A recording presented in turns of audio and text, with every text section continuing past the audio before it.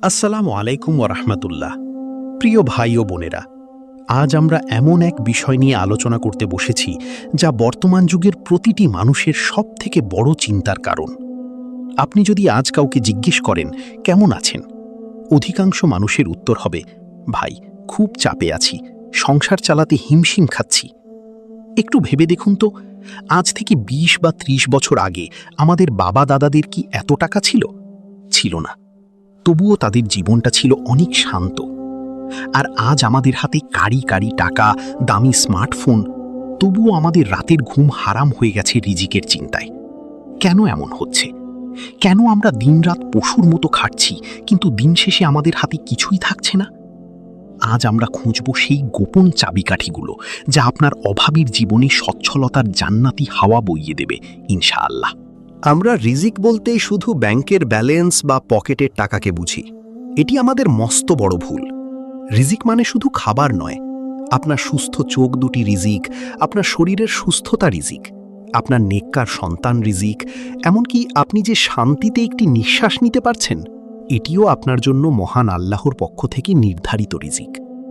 অনেকে আছেন কোটি টাকার মালিক, কিন্তু হার্টের অসুখের কারণে এক টুকরো গোশত খেতে পারেন না। তবে কি ওই কোটি টাকা তার রিজিক? না, তার রিজিক হলো ওই সেদ্ধ করা সবজিটুকু। আজ আমরা সেই রিজিক নিয়ে কথা বলবো যা আপনার দরজায় কড়া নাড়বে, যা আপনাকে ধাওয়া করবে, যেমনভাবে মৃত্যু মানুষকে ধাওয়া করে। সূরা হুদের ৬ নম্বর আয়াতে বলা হয়েছে, ওয়ামা মিন দাব্বাতিন ফিল আরদি ইল্লা আলাল্লাহি রিজকুহা। অনুবাদ: আর পৃথিবীতে বিচরণকারী এমন কোনো প্রাণী নেই যার রিজিকের দায়িত্ব আল্লাহর ওপর নেই। তিনি জানেন তারা কোথায় থাকে আর কোথায় তারা সমাহিত হয়। চলুন ফিরে যাই কয়েকশো বছর আগে। বসরার একটি মসজিদে বসে আছেন যুগের শ্রেষ্ঠ আলেম হাসান বসরি রহমতুল্লাহ আলাই। তার চারপাশে উৎসুক জনতা। প্রথম এক ব্যক্তি এসে কাঁপতে কাঁপতে বলল, হুজুর, আমার এলাকায় হাহাকার, এক ফোঁটা বৃষ্টি নেই, ফসল হচ্ছে না। হাসান বসরি শান্তভাবে বললেন, বাবা, ইস্তিগফার করো। কিছুক্ষণ পর দ্বিতীয় ব্যক্তি এলো। সে বলল, হুজুর, আমি অনেক গরিব, দিন আনি দিন খাই, আমার সংসারে অভাব দূর হচ্ছে না। তিনি তাকেও একই সমাধান দিলেন, ইস্তিগফার করো। এরপর এলো তৃতীয় জন।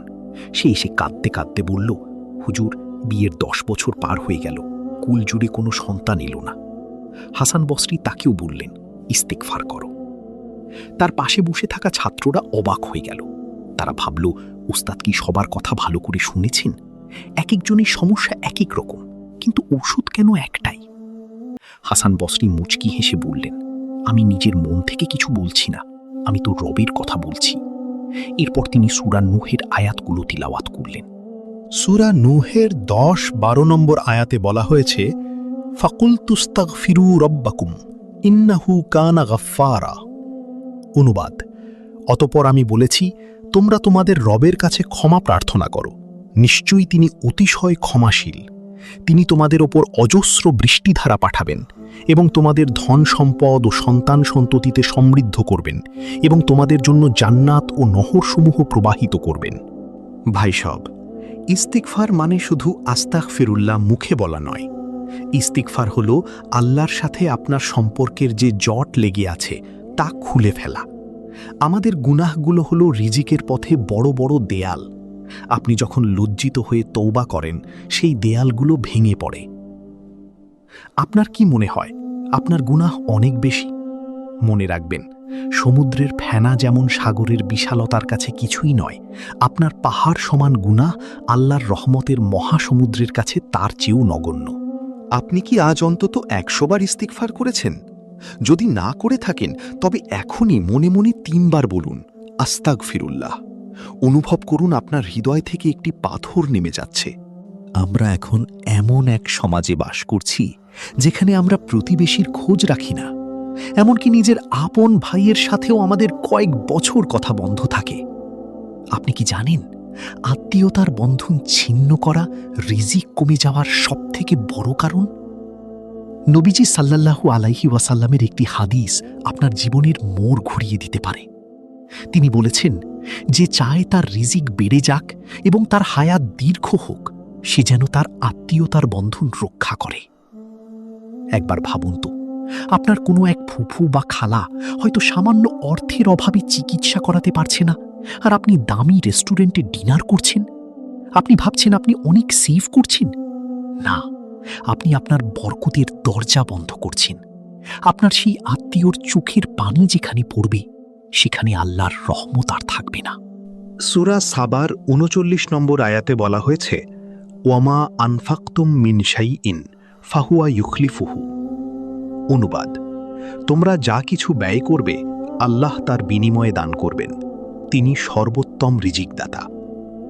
আজই কি সম্ভব নয় আপনার সেই আত্মীয়কে একটা ফোন করা, যার সাথে আপনার গত ঈদেও কথা হয়নি? শুধু এক কাপ চা নিয়ে তার বাড়িতে যান। দেখবেন আপনার পকেটে এবং অন্তরে অন্যরকম এক বরকত কাজ করছে।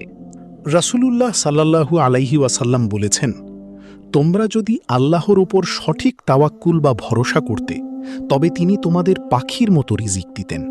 পাখি সকালে খালি পেটে বের হয় আর সন্ধ্যায় ভরা পেটে ফিরে আসে। পাখির কি কোনো ফ্রিজ আছে, কোনো ব্যাংক ব্যালেন্স আছে, কোনো চাকরি আছে? নেই। পাখি শুধু তার ডানা মেলে উড়ে যায় এই বিশ্বাসে যে মালিক গতকাল খাইয়েছেন, আজকেও তিনি খাওয়াবেন।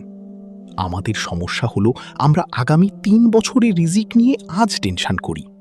আমরা আল্লাহর ওপর ভরসা করার চেয়ে নিজের প্ল্যানিংয়ের ওপর বেশি ভরসা করি, আর তাই আল্লাহ আমাদের নিজেদের ওপরই ছেড়ে দেন। ফলে আমরা ক্লান্ত হয়ে পড়ি। রিজিক বৃদ্ধির সবথেকে বড় মাধ্যম হল শুকরগুজার হওয়া। যা আছে তার জন্য মন থেকে আলহামদুলিল্লাহ বলা। আল্লাহ ওয়াদা করেছেন। সূরা ইব্রাহিমের ৭ নম্বর আয়াতে বলা হয়েছে, লাইন শাকারতুম লা আজিদান্নাকুম। অনুবাদ, যদি তোমরা কৃতজ্ঞতা প্রকাশ করো তবে আমি অবশ্যই তোমাদের নিয়ামত বাড়িয়ে দেব। আপনি যদি আজ আপনার ভাঙা সাইকেলের জন্য আলহামদুলিল্লাহ বলেন, আল্লাহ আপনাকে বাইক দেওয়ার পথ খুলে দেবেন। কিন্তু আপনি যদি দামি বাইকে বসেও এসির অভাব নিয়ে অভিযোগ করেন, তবে সেই নিয়ামতটুকুও কেড়ে নেওয়া হতে পারে। প্রিয় ভাই ও বোনেরা, রিজিক শুধু কপালে লেখা থাকে না, রিজিককে আমল দিয়ে আসমান থেকে নামিয়ে আনতে হয়। আসুন আমরা আজ থেকে 5টি শপথ করি। 1.